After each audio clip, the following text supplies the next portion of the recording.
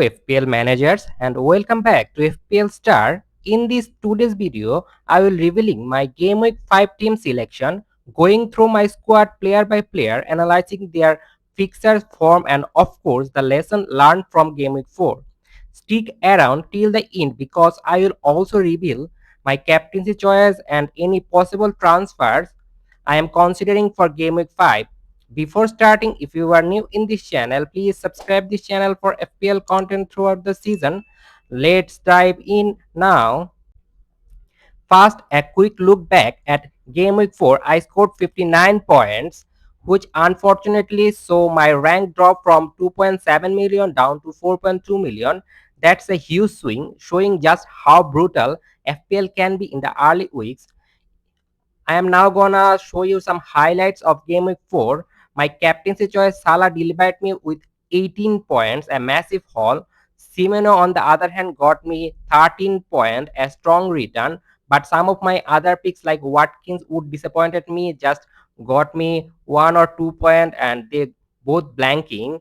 My transfer last week cost me -4 hit, and while the net gain was just +1 point. I am hoping for the long term upside for this FPL team.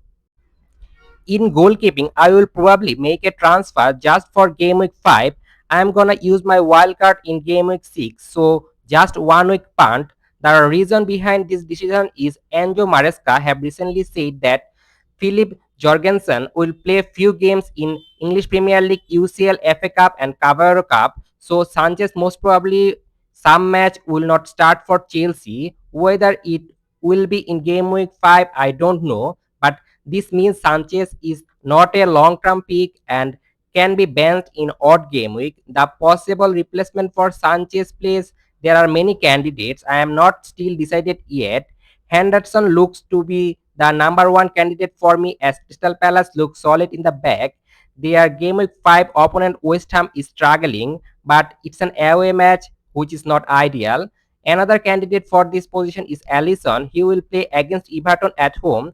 Liverpool are scoring a lot of goals, but they are conceded few goals, and Everton looks to be a better attacking side after signing Grealish.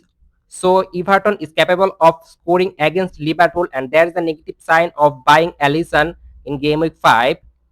On the other hand, Spurs goalkeeper seems to be a better option. Spurs defensively by far a better team than previous season, but Brighton away is not an easy fixer to get clean sheet. I am also considering sales against Burnley away and Leno versus Brentford home.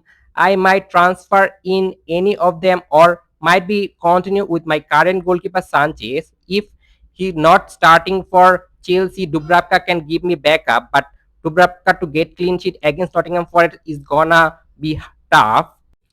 In defense, I am gonna play Munoz versus West Ham away. Munoz has attacking potential and has been getting forward a lot in recent match. There is a possibility of getting clean sheet as well. I am obviously gonna play him. Now move on to my second defender, and it's Pedro Porro against Brighton away. Porro has been brilliant in attack. Spurs are flying high after their recent win against West Ham, and while Brighton are always dangerous in attack, I am backing Porro for attacking returns and little chance to get clean sheet. In recent game, he also proved that he can get defensive contribution point as well. He will be in my starting 11 in Game Week 5. Now move on to my third defender, and it's Cucurella versus Manchester United away. This is a riskier one. United are looking inconsistent, but Chelsea themselves have been looking solid defensively. My bet is on Chelsea in this high voltage clash. I am expecting a clean sheet, and Cucurella has the potential to get attacking return as well. So I am gonna play him in Game Week 5. Now move on to my fourth defender, and it's Rodon against Wolves away. Wolves have struggled to score this season. Rodon is a budget enabler, but this is actually a week where he could deliver a clean sheet for me. In last Game Week 4, he has also got the defensive contribution point, so he remains to be a good choice if I start in back four in this FPL Game Week 5. So he can be a starter for me in Game Week 5 team. Now move on to the midfield. The first midfielder here is Mohamed Salah. He will play against Everton at home. Salah is in red hot form after the monster performance in Championship against Atletico Madrid. He also scored the winner for Liverpool against Burnley. I know it was from penalty and playing against 10-man Burnley side, but I brought Salah in game week 1 knowing that he has got penalty in his belt. Liverpool will face Everton at Anfield, and with Salah's record in Merseyside derbies, he's an automatic starter for my Game Week 5 team.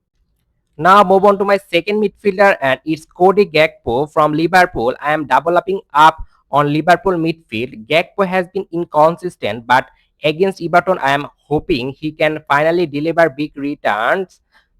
Now move on to my last midfielder for game week 5 team, and it's Semeno from Bournemouth, and he will play against Newcastle at home, and I am going with Semeno because he is in great form. He is getting point in every match, so I am expecting good return from him in game week 5 as well, and that's why I'm gonna play him in game week 5 team. Now move on to the forward. The fast forward here is Joe Pedro from Chelsea. He will play against Manchester United in game week 5. He is in great form, and that's always keep him in my plan. United defense hasn't looked secured in the back, so he could get easily a chance to score goal or provide assist. He will play most probably in number 9 position, so he will be the target man for Chelsea, and that's why I think in game week 5, I am gonna start Joe Pedro in my starting 11. The second forward here is Chris Wood, and he will play against Burnley away, facing his former club. Burnley defense has been leaky, and this is a chance for Wood to punish them and get his lost form back.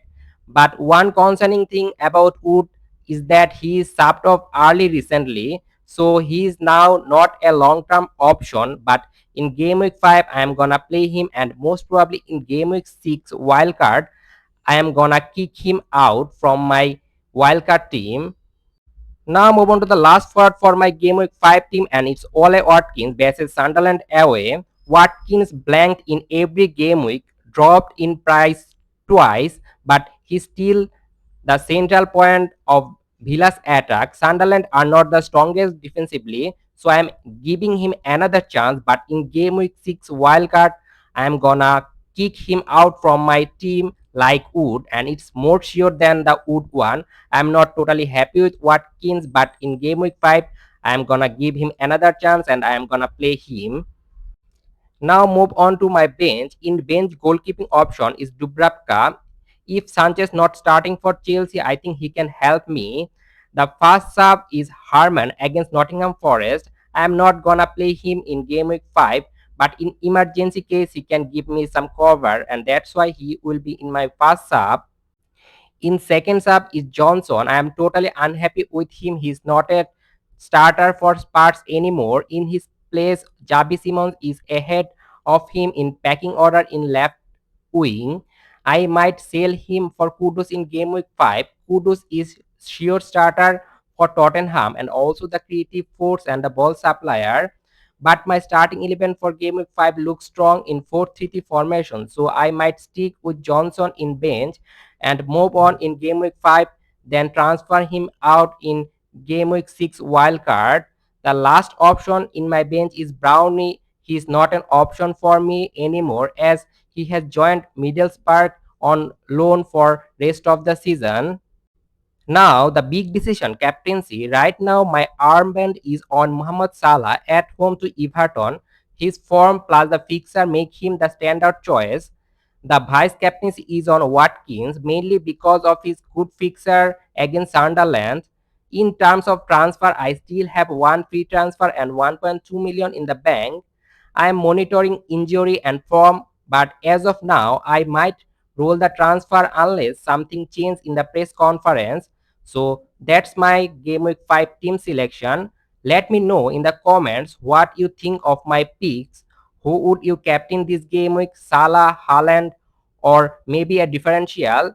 Don't forget to like this video, subscribe to FPL Star, and hit the notification bell so you don't miss my next upload. Good luck for your game week 5 team, and I think you might get a green arrow in game week 5, and that's all for you.